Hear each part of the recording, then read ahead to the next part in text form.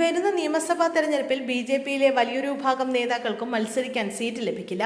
ഘടകകക്ഷികൾക്ക് കൂടുതൽ സീറ്റുകൾ നൽകേണ്ടി വരുന്നതും വിജയസാധ്യത കണക്കിലെടുത്ത പാർട്ടിക്ക് പുറത്തുള്ളവരെ സ്ഥാനാർത്ഥികളാക്കുകയും ചെയ്യുന്നതാണ് കാലങ്ങളായി ബി.ജെ.പിയിൽ പ്രവർത്തിക്കുന്ന നേതാക്കൾക്ക് ഇക്കുറി വിനയാകുന്നത്.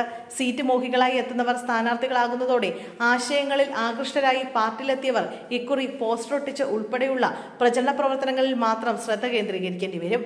ഘടകകക്ഷികളുടെ സീറ്റ് ആവശ്യങ്ങൾ കുത്തനെ ഉയരുകയും മറ്റു പാർട്ടികളിൽ നിന്നെത്തുന്ന സ്ഥാനാർത്ഥികൾക്ക് മുൻഗണന ലഭിക്കുകയും ചെയ്യുന്ന സാഹചര്യമാണ് നിലവിൽ കേരളത്തിലെ ബി.ജെ.പിയിലുള്ളത്.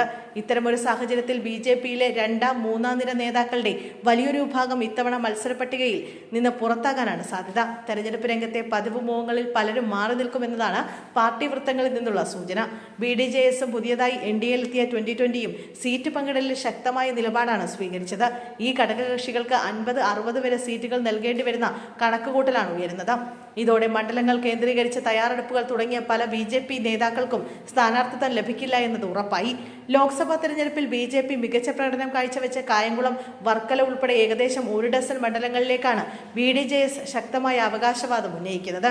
2016-ൽ 37 സീറ്റുകളിൽ മത്സരിച്ച ബി.ഡി.ജെ.എസ് 2021-ൽ 21 സീറ്റിലേക്ക് ചുരുങ്ങിയിരുന്നു. എന്നാൽ ഇക്കുറി 40 സീറ്റ് ആവശ്യപ്പെട്ടാണ് അവർ രംഗത്തുള്ളത്. 2020 30 സീറ്റ് എന്ന ആവശ്യവുമായാണ് മുന്നോട്ട് വരുന്നത്. എന്നാൽ കഴിഞ്ഞ തെരഞ്ഞെടുപ്പിൽ 2020 സ്ഥാനാർത്ഥികൾ ബി.ജെ.പി സ്ഥാനാർത്ഥികളെക്കാൾ കൂടുതൽ വോട്ട് നേടിയ മണ്ഡലങ്ങൾ ഉൾപ്പെടെ 10 സീറ്റിൽ കൂടുതൽ നൽകുന്നത് ശരിയല്ലെന്ന അഭിപ്രായം പാർട്ടിക്കുള്ളിൽ ശക്തമാണ്. തെരഞ്ഞെടുപ്പ് വേളയിൽ മാത്രം മറ്റു പാർട്ടികളിൽ നിന്ന് എത്തിയവർ തെരഞ്ഞെടുപ്പിന് ശേഷം വീണ്ടും മാറിപ്പോകുന്ന പ്രവണതയാണെന്ന് രണ്ടാം നിര നേതാക്കൾ ചൂണ്ടിക്കാട്ടുന്നു. മുൻ തെരഞ്ഞെടുപ്പുകളിൽ ഇത്തരത്തിൽ എത്തിയവരിൽ 10% താഴെ പേരുകൾ മാത്രമാണ് പിന്നീട് പാർട്ടിയിൽ സജീവമായി തുടരുന്നതെന്നും അവർ കണക്കുകൾ നിരത്തുന്നു. സീറ്റ് പങ്കിടലിന് മുമ്പ് ഘടകകക്ഷികൾ അവരുടെ സ്ഥാനാർത്ഥി പട്ടിക വ്യക്തമാക്കണമെന്ന് ബി.ജെ.പി സംസ്ഥാന നേതൃത്വം നിർദ്ദേശിച്ചിട്ടുണ്ട്. നിലവാരമുള്ള സ്ഥാനാർത്ഥികളെ മുന്നോട്ട് വെച്ചില്ലെങ്കിൽ വർക്കല, റാന്നി, കായംകുളം, അരൂർ, പറവൂർ, നെന്മാറ തുടങ്ങിയ മണ്ഡലങ്ങൾ തിരിച്ചെടുക്കുന്ന കാര്യം പരിഗണിക്കുമെന്ന സൂചനയും നേതൃത്വം നൽകിയിട്ടുണ്ടെന്നാണ് വിവരം.